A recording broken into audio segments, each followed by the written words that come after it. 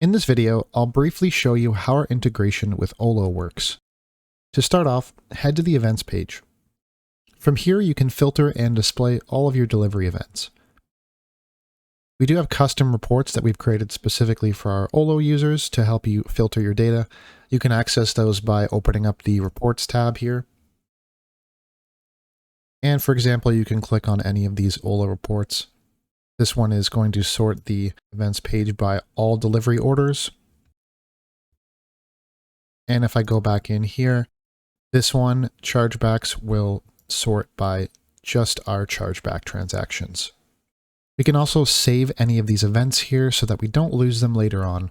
Many of our customers have a 30-day retention period, which means that after 30 days, footage from the event will no longer be available. So you do want to keep important footage obviously backed up. To do that, you can simply select the Save Clip button here and go through the Save Clip process to make sure you don't lose this footage in the future. It's also really important to save video, especially for chargebacks, because you're going to want video evidence to send to, for example, Uber Eats or Grubhub if you want to dispute that chargeback.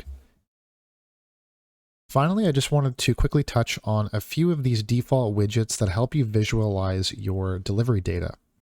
You can access these through the dashboard page and then click the Delivery tab up here. You should see a total chargeback amount widget that allows you to see how much revenue you're losing to chargebacks.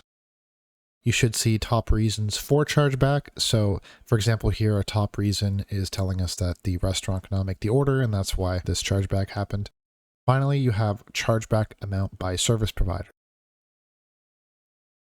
If you do want to create some more custom widgets that pull your delivery data and visualize them for you here, you can either select this button here to start creating a widget, or you can reach out to your customer success rep to get the one you're looking for.